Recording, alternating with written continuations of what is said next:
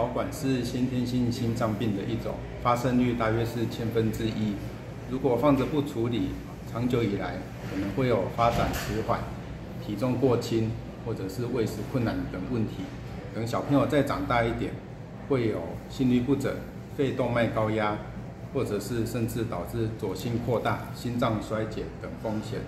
建议如果有开放性动脉导管未闭合的问题，一定要及早就医。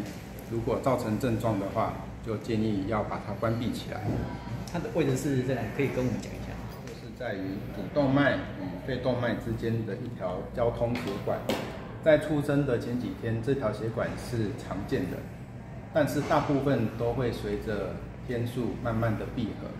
假如它一直都没有闭合，会逐渐造成症状，因为它的血流会从主动脉到肺动脉一直有过去的血流。那我们要怎么样去处理？如果是新生儿的话，基本上是观察。如果造成症状的话，可以先考虑使用药物。但是如果当小朋友年纪已经大了，就可能需要用心导管的方式来处理。像说这一类的病人多吗？这一类的病人，这种病人的发生率大约是1/1000。对。然后他可能是有什么样的特征，还是说有遗传，还ARP怎么样？通常这类的病人在出生的时候就可以听到有特殊的心杂音。那如果持续在门诊追踪有心杂音的话，建议要做详细的检查，包括心电图以及超音波，去确定是不是有先天性心脏病的问题。开放性动脉导管是先天性心脏病的一种，发生率大约是1/1000。通常在出生的前几天，这条血管会存在，但是它大部分都会随着天数逐渐闭合，就没有产生症状。但是大约有1%，它是会持续的打开。那这种状况的，如果持续有的话，在婴儿可能会考虑用一些药物。但是如果它持续开放的话，到了再大一点的小朋友，我们就会建议要把它处理。假如他有症状，包括他有心律不整，或者是心脏扩大，或者是持续的心杂音，导致的一些，比如说我的发育迟缓，或者是体重长不大，或是喂食困难等等的症状，那我们就会建议去治疗它。那现在的医疗技术非常的进步，那主要的方式都是用心导管去帮它关闭。那不仅不需要开刀，敞开心胸，那术后的恢复也非常的快，那术后的并发症其实也非常的少。那奇美医院从2年前开始引进心导管技术，目前已经完成了多例开放性动脉导管的闭合术，以及心房中隔缺损的手术。那目前追踪起来状况也都相当良好，所以在这边呼吁，如果婴幼儿小朋友有持续性的心杂音，或者是喂食困难、呼吸喘、发展迟缓、体重长不大等状况，建议一定要到大医院做个详细的心脏评估。心导管治疗开放性动脉导管已经通过健保的给付，家长是不需要出到这方面的费用。因为在8月中因发高烧到奇美医院，经林师姐医师检查中发现到心杂音，于是建议我们安排检查到奇美医学中心心脏科做检查。经过陈俊宇医师做了心脏超音波检查后，发现开放性动脉导管0.28未闭合。在陈俊宇医师耐心解说后，现在开放性动脉导管不用开刀，可以用心导管的技术治疗，让我们不要过于担心。所幸经奇美医院陈俊宇医师与心导管室团队的协力合作下，完成心导管动脉关闭器治疗手术，成功治愈。术后几乎不留疤，反而在团队术前准备比较耗时间。借此宣导人平时注意幼儿活动力，才能在没有并发症出现前及早治疗，看小孩一天天健康长大，真的充满感恩。再次感谢陈俊宇医师及奇美医院团体的照顾。今年8月嘛，对对。其实他小时候之前没有发现类似这种状况吗？之前？新生儿的时候，我们有做检查，可是我们有做自费做心脏检查，然后没有被发现到，对。所以一直到现在，妹妹是几岁才去动这样的一个情况？5岁半。5岁半。对。好。有好一点吗？有。你准备什么要讲？谢谢陈医师帮我手术，让我变健康。你是我的偶像，我也祝福你平平安安。今天其实是我觉得你们才是主角，其实哇，今天这个妹妹打扮得这么漂亮啊，刚才一句话就融化大家的心这样子，好啊，谢谢大家今天的莅临啊。好，那我是陈医师，那为大家解释一下今天这个主题就是幼童心杂音会注意，可能是因为有先天性心脏病会来报道哦。好，那前面就稍微再解释一下介绍一下。那其实现在是5岁半的小安啦，他就是其实之前就有心杂音啦。那因为之前可能是因为疫情啊，或者是就医的问题后来就是因为最近的发烧我们才发现他还是有心杂音，所以我们就这个陆续的再帮他做个心脏超音波检查。那右边看到这个图就是心脏超音波可以看到其实也是8月的事情而已这个地方就是主动脉跟那个肺动脉中间的那条交通血管，能看到那条红色红色这个就是代表有血流从那条血管这样冲出去那它这个大小量起来就是0.28是公分啦，所以其实还不算太小很小，大约是0.1、0.2以下。那如果到0.28又已经好几年了，像妹妹小孩已经5岁了，那基本上就会随着它存在一辈子啦。如果没有去管它的话，这个还会一直存在，就是先天心脏病。所以后来就是也有发现他的左心也有轻度的扩大因为这条血管如果随着他的年纪时间增长，它会有不同的并发症。一开始就是心脏会慢慢的扩大，慢慢逐渐到什么时候呢？到青少年开始就会有一些什么胸闷呼吸不太顺然后就当然是越来越严重。那可能到最后就变成运动出现了问题。有些人是不喜欢运动，然后就变胖；还有是因为变胖就不运动。不管怎么样呢，这种都是会造成那个运动的问题。那我们如果在小时候就开始发现有这个问题的话，就把它处理，那当然就可以避免之后这个那么多的并发症。好，那其实做法其实相对其实还蛮简单的意思就是说，其实我们都是用那个局部麻醉啦，像有些地方他们就要全身麻醉就是要插管然后麻醉科医师要在旁边准备要帮他打针用一些静脉的针让他整个都瘫痪睡着。那不过因为这个血管现在大部分的做法会用这个局部麻醉，我们就是在这个大腿内侧属膝这边打针。那其实小孩也才打一个静脉而已啦，所以我们是打一个洞而已。那打到那个针以后呢，我们就可以把这个管子就是这条管子黑黑的，就是一条管子，把它放到那个血管主动脉这里，然后我们就去那条血管那边去照相像这个黑黑的，就是用那个显影剂去照相就发现你看这个形状就是那个开放动脉导管所以就陆续把它这个处理掉。那其实过程其实大部分时间都是在准备啦，还有这个比如说要把小朋友安抚啦，还是给一些镇定药啦，因为小朋友其实一定会害怕的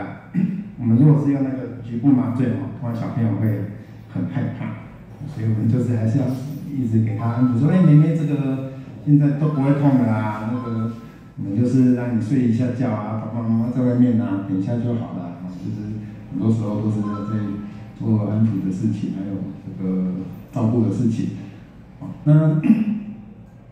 那我们可以看一下过程啊，这个就是我们在这个心脏里面把这个管子送过来。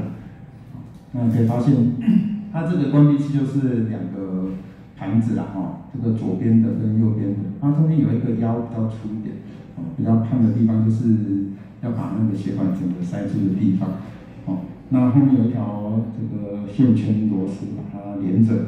那等到这个位置都确定好了以后我们就把它放开，那这个关闭器就留在那个地方。那我们后面其实也是有在做专业的一些事情，比如说照相啊，还有超音波，看看是不是哪里有任何的问题，那看起来都是完美的没有问题的，所以就才把这个东西线圈给它移除，最后就这个关闭器就会留在这个里面，那大家会发现它的这个血管其实也有分很多类型那它就是比较弯曲的，那其实就有点像糖果的形状。那我们就是在这个过程中也是花了很多心思，要把它塞闭好关闭好。那什么是开放动脉导管刚才也稍微提过，就是一个先天心脏病，发生率大概是1/1000啦。那占所有先天心脏病大概是5到10个百分比这样子，就是在2条大血管中间的1条桥梁血管这样子。那这边就是说，如果他没有处理会怎么样？那其实要看他的年纪啦，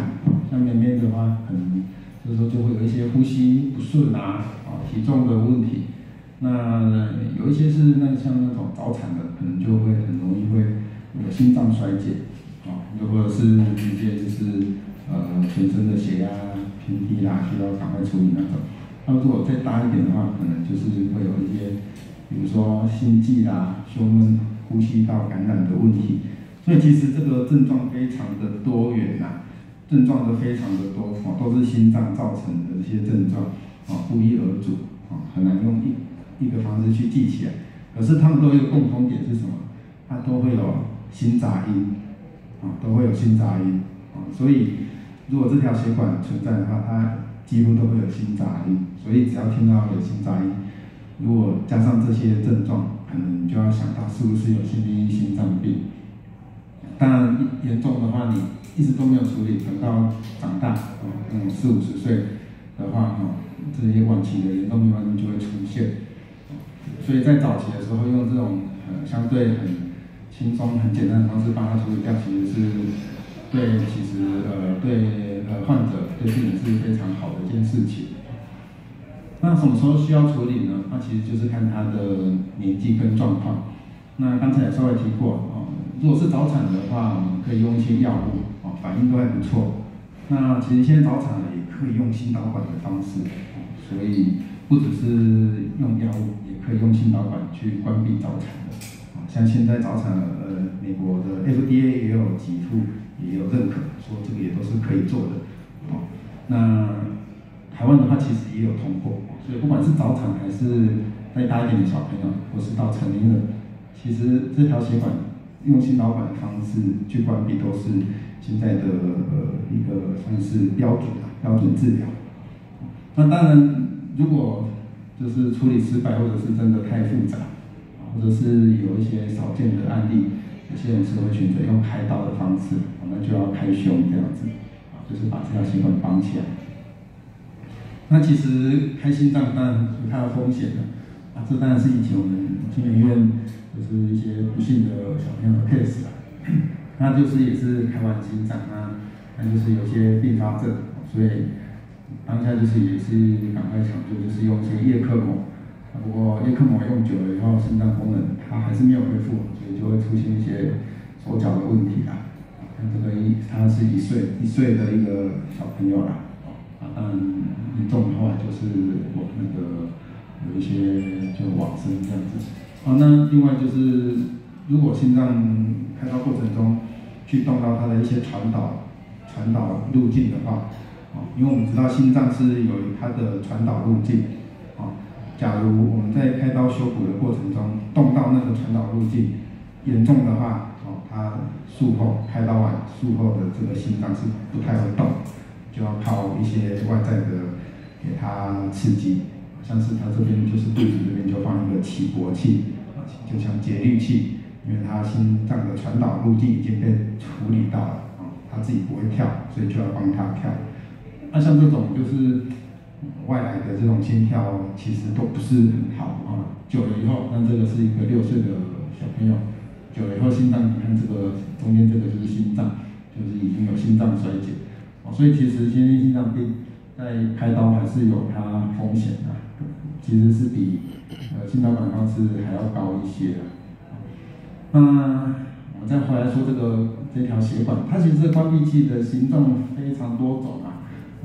所以当然是看它血管的大小、位置还有年纪去选择。那像我们安它是使用这个安雅培雅培是一个一开始是在美国做过非常多年的一家这个药厂公司这样子。那来到台湾自己也做了非常久所以其实相当安全这样子。那其他像是有些是针对早产儿的啦，或者是形状特别大条就用别的公司的这样子。那当然这个就比较难一点就是形状也是有很多要考量的啦，好像是有些是像鸟的嘴巴一样尖尖的嘴巴的像这样子。那有些是像那个香肠香肠就是长长的一条。有些像是糖果像糖果就中间很粗前面后面比较窄这个其实也会影响到一些这个做的过程中的复杂度啦。好，那我们其实也是成功的好几例像是这个是一个1岁半的弟弟那其实一开始来的时候也是怎么样呢？也是说他常常说会喘那诊所听听喘应该是咳嗽还是气管炎我常常就会这样子说就吃一些呼吸道的药，常常就还是没什么起色，然后他又瘦瘦的，我记得好像1岁半才10公斤还是9公斤吧，总之他的体重就是都比较偏低一点，偏瘦小一点，然后就因为他也有一个心杂音就帮他做检查，结果发现他这个血管是大概0.333.3 mm 这样，然后这个是心脏的超音波的另外一个角度，然后发现这边是左心，这边是右心，发现这边就已经扩大，所以像这种已经有点扩大了，我们是会建议就早点弄一弄早点把它关闭起来以免这个一些问题越来越严重，像这个是顺利的把它闭合。那之前也是有一个像10个月的婴儿一样他也是体重都长得不太好，所以我们也是帮他把它塞起来。那其实这个过程中大概就只有2、3天像他这个是说那个家里有事情，所以他就说要从那个急诊住院所以就是早上10点住院然后下午就去帮他塞就塞一塞就好。其实也不用到加护病房，只是那个10个月嘛想说还是先去加护病房密切观察一下也没什么事情。结果到加护病房说里面就一直喊说要看妈妈就那个晚上8、9点又回病房所以其实看一看好像也还好所以其实就隔天到病房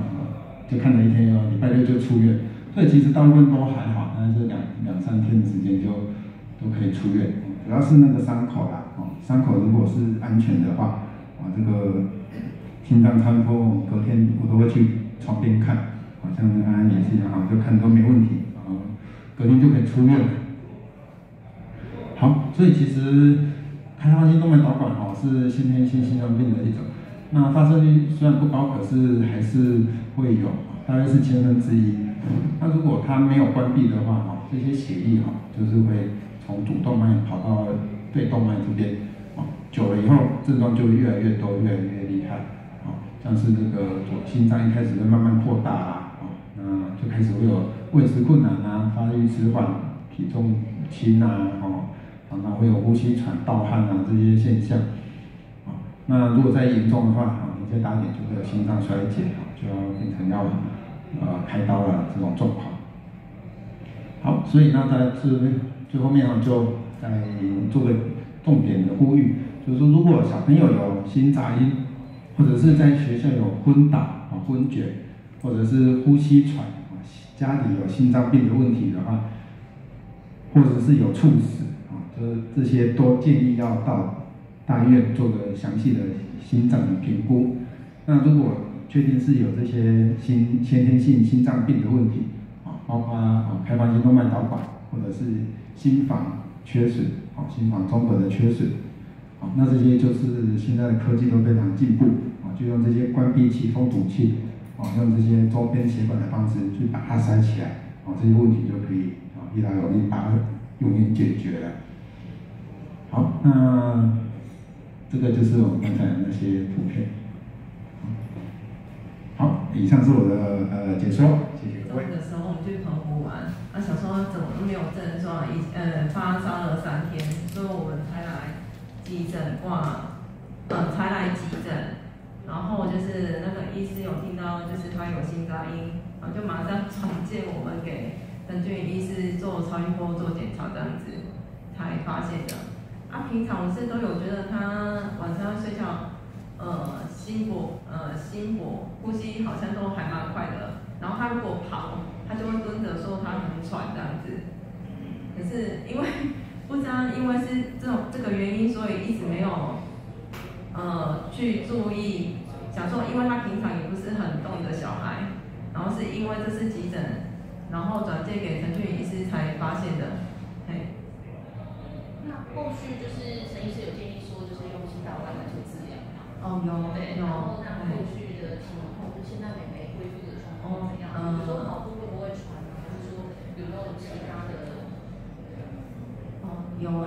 我有发现他睡觉的时候呼吸就比较平稳，没有那么急促，然后跑步的时候也不会说他会喘，也不会蹲下这样子。